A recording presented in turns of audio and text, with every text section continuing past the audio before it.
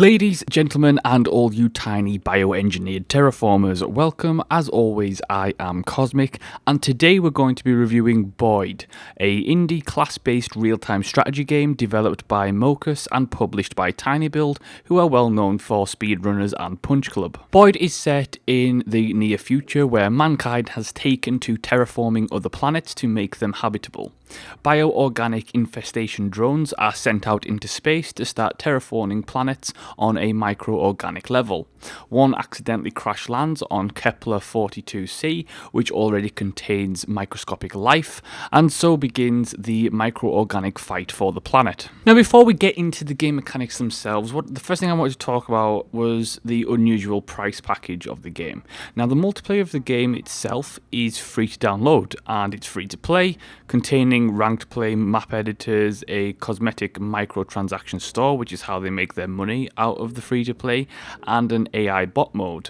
The single player campaign is sold as separate DLC, which contains a 10-hour length story campaign with really nice comic book style cutscenes to deliver the bulk of the story. It's a pricing system that you don't often see, particularly in the indie scene and particularly with indie RTSs. And it's interesting that they're offering the bulk of the content, which is of course the multiplayer, because that's where the game's longevity lies, for free. And I quite like the free-to-play model that they've got. There's no microtransactions per se. Everything that you can pick up in store is completely cosmetic, and you can't buy anything that will affect the game in any way. It's funny because I sat down to review the game first time round, and I looked at it and looked at the actual core mechanics of the game and sat there and thought, well, because the multiplayer is actually supposed to be the main focus of the game and is ultimately the core game, and the single player is essentially added on after that, does that mean that I should just solely review the multiplayer, or should I include the single player? The single player itself, like I said, is a 10-hour long story campaign. What the actual core of the content is in terms of missions level by level is essentially, it's a nice tutorial. Is what it is. It helps you learn the basic mechanics of the game. It puts you in situations that you will probably face in multiplayer, and it's essentially a 10-hour long tune-up. The story itself is quite nice. I personally enjoy narratives in games, so I quite liked the story.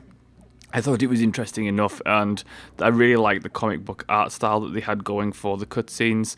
The writing was okay. There was good points and bad points throughout the story, but I thought it was interesting enough to keep me going throughout the 10-hour long campaign, plus the fact that it was really good practice for multiplayer. And that essentially is what the single player is good for. It's good for a tune-up, it's good for a little story run if you're interested in the world and the setting, but it's completely optional, and there's by no means do you need it. But enough about that, let's actually talk about the mechanics themselves. So the game is a class-based RTS, and it's an RTS with a little bit of a twist, in the sense that it's not like a traditional RTS with resources. There are no resources in the game other than your units themselves. Your units primarily serve as the resource of the game in the form of spawners. So you'll start off a match with maybe one or two spawners, which produces basic units. Now, as you grow in units, you can take over mutators, which are essentially unit factories. So you can put your basic units into a mutator and they will become a different class, such as a crab or guns or etc, etc. And each of these unit types have strengths and weaknesses against other unit types, and it's essentially like a game of rock paper scissors, very at the start.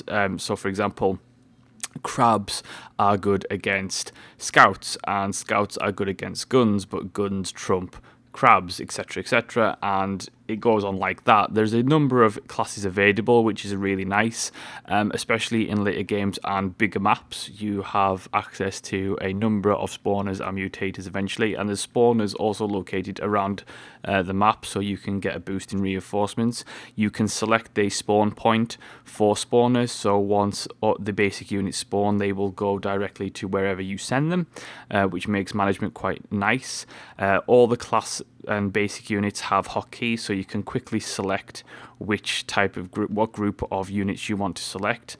The main issue with the UI itself is that it's very, very minimalist, to the point that a lot of things need to be done by clicking and dragging and dropping, etc.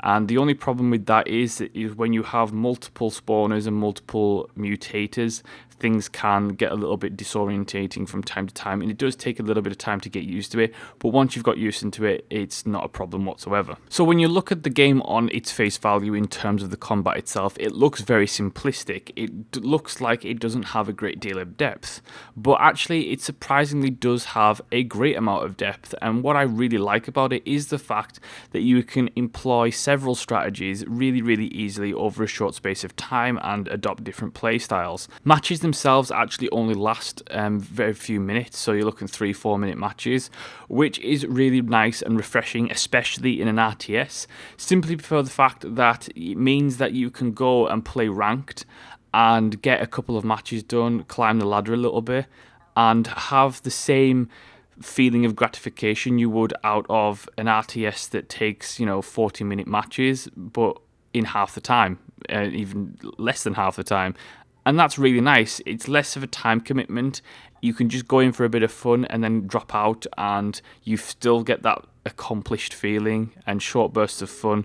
And I quite like that it's not a giant time drain on people. The game is fairly fast-paced. Obviously, it has to be due to the fact that matches don't last that long. Some units can move a little bit slower, and sometimes they can feel a little bit clunky in terms of where you order them to go. But overall, it actually feels very fluid and very solid. Like I said, I was surprised and taken aback by the amount of depth to a game with such a simplistic nature, especially when it comes to multiplayer, because it means that your opponent, there is no basic complete win strategy. I often thought, when you first go into the game, you're like, oh, Zerg rushes are just going to trump here, but that just isn't the case all the time. And just because one strategy doesn't work, comebacks often happen, and in a very real sense. I mean, you're looking at, I was getting absolutely destroyed by one guy in a multiplayer match, and there wasn't much time left on the match, and then I just hit a resurgence, gathered a number of crabs and guns, and just went for it and took his base. And it also, because of the different lanes and the different paths you can take on different maps, it also means that when you Zerg rush as a strategy, what can often happen is that while you're doing that up one certain path and you're focusing all on one area, the enemy can sweep behind on another area and then completely take out your spawners and your mutadons, and then just completely destroy you, and you have no backup from that point.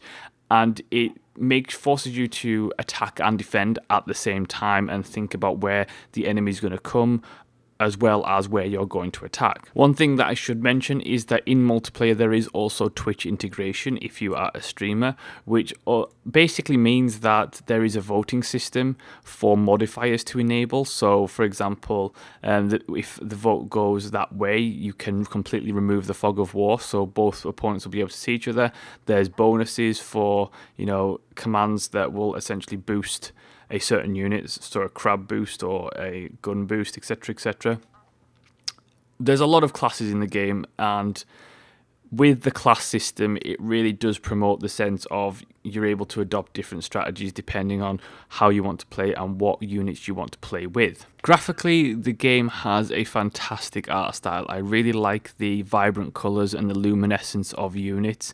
Everything just looks and feels really great, from the visual side to the audio side. And while there's not much to the audio side, the music and the sound effects all work really well given the context of the game. There is also a Colorblind Mode as standard, so for people who have colourblindness, they can pick up the game and play very easily, which is great to see that the developers actually put that in as standard rather than an afterthought. I have to say that overall, Boid has impressed me, because it's probably the first indie RTS I've played this year, probably in the last 2 years, that has actually really impressed me and felt really good. It feels like a competitive RTS game. Even with its simplistic nature, it does have a surprising amount of depth. I really like that they've included a fully functional level editor in there, and I really like the fact that most of the game is entirely free. The multiplayer side, where the longevity ultimately lies, is free.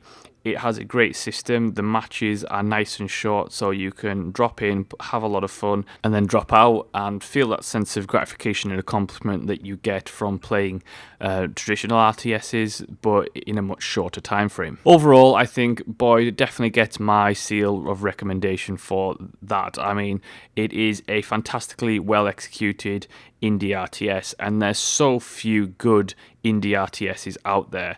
The developers have done a great job with this, and there is things to like across the board. Even if you're not a giant fan of RTSs, the game is so easy to pick up and play that it is well worth a try, especially in the multiplayer, because it can be a lot of fun. So that is my review of Boid. Thank you so much for watching and listening. Do like, subscribe, and leave a comment. Let me know what your thoughts are on the game, and I will see you next time.